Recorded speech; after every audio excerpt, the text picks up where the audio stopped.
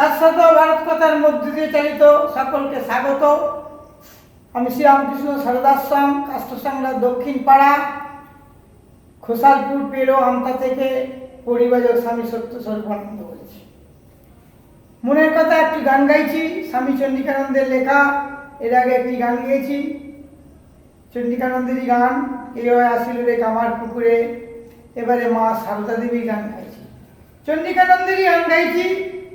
এনার কাছ থেকে আমি খুবই ঋণী ধরতে গেলে, তার স্নেহধন্য ছিলাম। যদিও আমি স্বামী বিবেকানন্দের কাছ থেকে দীক্ষা নিয়েছি ছোটবেলা, তার আগে দীক্ষা হয়ে গেছে প্রভু মহারাজ, দশম প্রেসিডেন্ট মহারাজ, দশম মঠাধ্যক্ষ রামকৃষ্ণ মঠ মিশন হাওড়া। মায়ের গান একটা গাইছি, ওরই লেখা, ওনারই লেখা। আমি স্বামী কি বলবো, চন্ডিকানন্দ গান আমার ভাগ্যে হলো না, বিভিন্ন ঝড়ঝাপটার মধ্যে গেছি। যাই হোক, আমার পরিচয় তো দিলাম। করুণা পাথার জননী আমার, করুণা পাথার জননী আমার, এরে মা আদ্যা শক্তি। গানটা আমি নিজস্বরই গাইছি, ভুল ত্রুটি হবে, গান গায়ের অভ্যেস নেই আমার। করুণা পাথার জননী আমার, এলে মা আদ্যা শক্তি। করুণা পাথার জননী আমার, এলে মা করুণা করিতে। করুণা পাথার জননী আমার, এলে মা করুণা করিতে। তাপিতে তরে নরদেহ ধরে, তাপিতে তরে নরদেহ ধরে, অশেষ যাতনা সহিতে।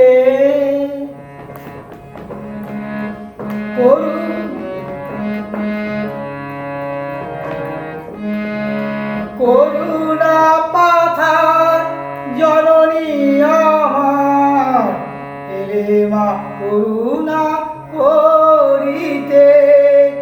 তাপিতে তরে নরদেহ ধরে, অশেষ যাতনা সহিতে। ত্রিদেবতা জিয়া এ ধরায় আসা, ত্রিদেবতা জিয়া এ ধরায় আসা, সন্তান তরে কত কালাসা, অহেতুক তব এই ভালোবাসা, পারি কি গো মোরা বুঝিতে। করুণা পাথার জননী আমার, এলে মা করুণা করিতে।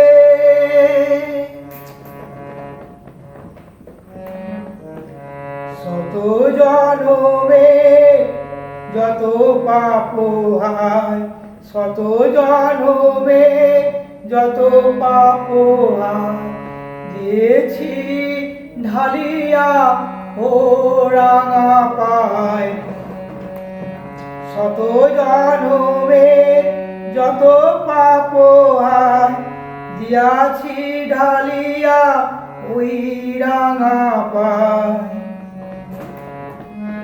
সকলি তো তুমি সইলে হেলায়, সকলি তো তুমি সইলে হেলায়, কুল দিতে কত তাপিতে।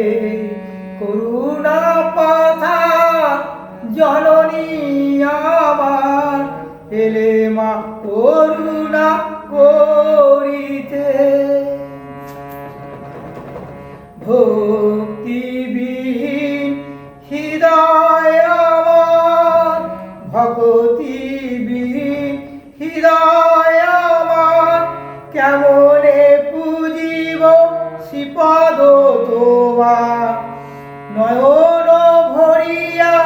দাও প্রেম দান, নয়ন ভরিয়া দাও প্রেম দান, পদ পঙ্কজ ধোয়াতে করুণা পাথান জননী আমার, হেলে মা করুণা করিতে।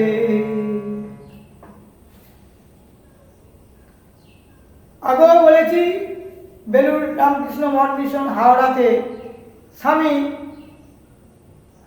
চন্ডিকানন্দ খুব আমাকে স্নেহ করতেন।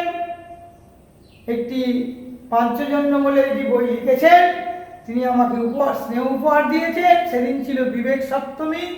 আমি বইটা কাছে এনে সালটা আমি করে দেবো 1300 কত সালে। কিন্তু কথা হচ্ছে আমি ওনার ঘরে গেছি কুঠিতে। এখন তো রাজকীয় পরিবেশ বেলুড় রামকৃষ্ণ মঠ মিশন ছাড়া সারা ভারত তথা বিশ্বে। তিনি পণ্য একটা কুটিরে থাকতেন, পণ্যই বলা যেতে পারে। সামনে একটা লেবু মাথাপি লেবু গাছ ছিল, প্রায় মাথা নিচু করে ঢুকতে হতো। অ্যালবেস্টার বা টিন ছিল যতটুকু মনে হয়। এখন সব পরিবর্তন হয়ে গেছে, সব আধুনিকতার ছোঁয়া লেগেছে। তিনি মাকে দেখতে পেতেন, সারদা ঠাকুরকে স্বামীজিকে দেখতেন, তবেই তিনি গানের রচনা করেছেন। আমি খুব শিগগিরই বেলুড় রামকৃষ্ণ মঠে যাবো, ওনার ছবি জোগাড় করতে হবে।